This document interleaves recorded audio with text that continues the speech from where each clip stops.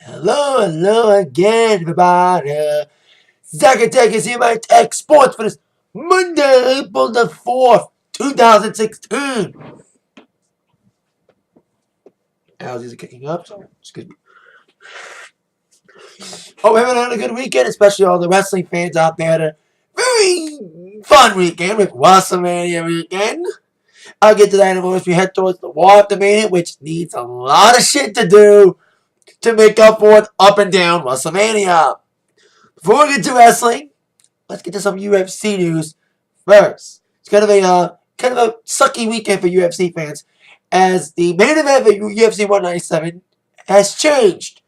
After days of reporting about Jon Jones being kicked off the card because of another arrest, after yelling at a cop and speeding, blah blah blah, blah, he was safe from the card.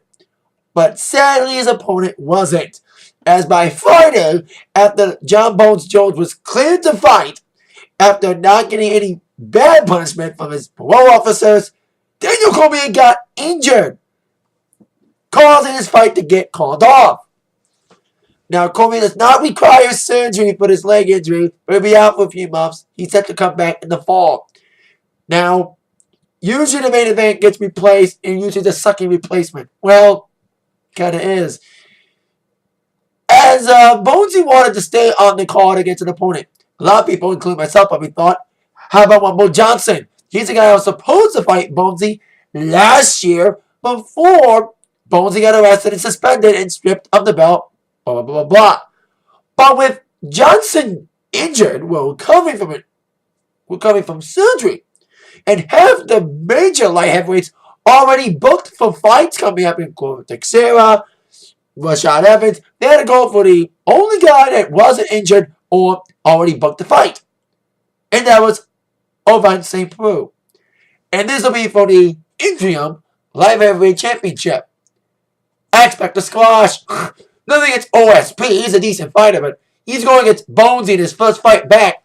Squasher. It's already downgraded his pay-per-view so bad. The co-main is, of course, Anthony Wumble Johnson's brother. No, I'm kidding. Demetrius Johnson. They're not related. Mighty Mouse and Wumble aren't related.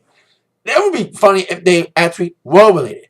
But Mighty Mouse will be defending his championship against Jodudo in what could be another squasher because Johnson hasn't been physically challenged yet by anybody. Not even 2 fights against some guy. I forgot his name. Dodson. Yeah. So we'll see what happens in that card to take place April 23rd on pay-per-view with the new main event, Jones against Ovince St. Preux for the interim light heavyweight championship, which Bonesy will win and hopefully both can stay fucking healthy. Man, the first time they were supposed to fight, it already got postponed once. You know, back in 2014, they were supposed to fight in 2014, but then Cormier got injured and the fight was postponed till January. Now here we go again. The fight it's again postponed because of Cormier. So there you go. Now before we get to my wall preview tonight, overall thoughts on Mania Weekend.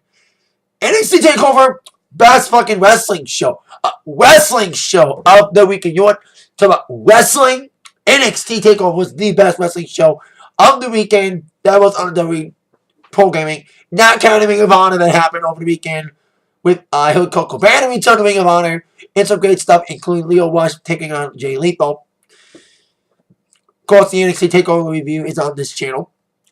Shinsuke Nakamura, Sami Zayn, what else can you say about that fight that hasn't already been said? Hall of Fame was fun, and WrestleMania.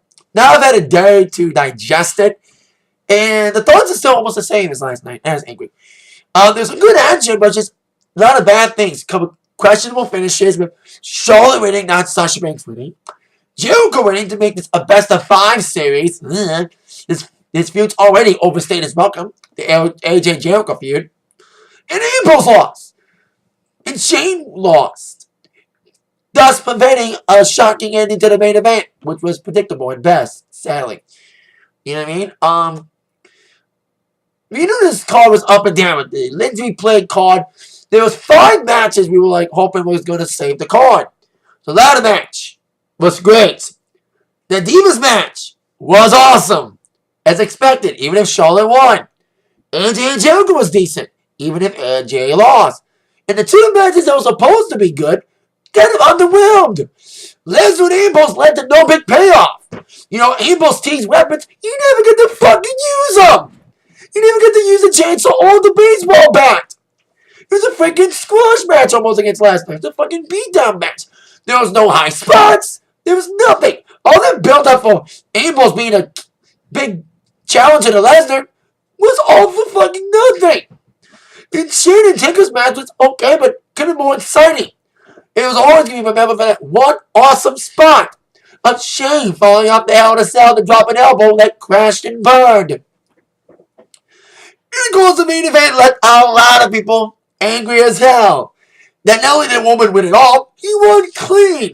And it was long as hell, an already long WrestleMania. Counting the pre-show, almost 8 hours. That's like watching both the Hall of Fame and NXT in one sitting. The combined time of WrestleMania was like, you know, Hall of Fame was like 3.5, 4 hours, and NXT was 2.5. So watching both of those is like watching one entire WrestleMania. It was very long. That's why my review wasn't up to like 1 o'clock. It was so dang long. Mania was. Segments were long. At least you didn't get a flow out of performance as rumored. That was a good thing. So there you go. My overall thoughts on Mania Weekend. Of course, there's just a smattering of my thoughts. So reviews for not just TakeOver, but also the Hall of Fame ceremony and of course WrestleMania are on this channel. And on to Monday Night War preview. The War of the WrestleMania is always one of the most anticipated wars of the year. It adds to an already good, whether War of the Mania plays 1 or 2 roles. Either it adds on more excitement after a really good WrestleMania, or the wall this war's gotta play tonight. A really good war to make up for an okay WrestleMania. Shit better go down tonight. There's so many possibilities. So, let's not waste any more time. The top 5 questions that must be answered tonight on this very pivotal war. Kind of like New Year's Day. Like the new season starts tonight. Like WrestleMania is like the end of the regular season. The end of a wrestling year. The new wrestling year begins tonight. And shit better go down to that okay up and down mania. Question number 5. What will go down with the new Intercontinental Champion and the people that fought in the match? Zack Ryder was a genuine surprise, winning the ladder match last night over Sami Zayn and Kevin Owens. I've been a big Ryder supporter since the 2011 push attempt when he was U.S. champion. That whole Long Island story thing. I watch his show every week. And it was a good story. And to see him get his Mania moment unexpectedly was kind of cool. It was like the theme of the night, unexpected finishes. With, you know, AJ losing, Charlotte losing, New Day, Charlotte winning, Sasha losing, New Day losing.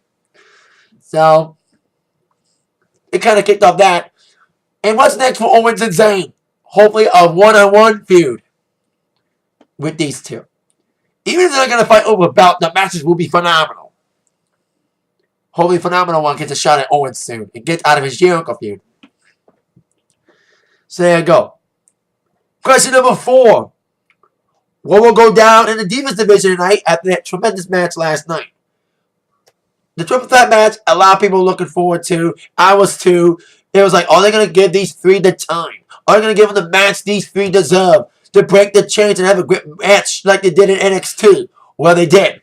There were some botches in there, but it didn't ruin the match. Even Flair getting involved didn't spoil it, like I said in my review. The match was excellent. These 3 women beat the crap out of each other. Great action. They're probably the best match of the night.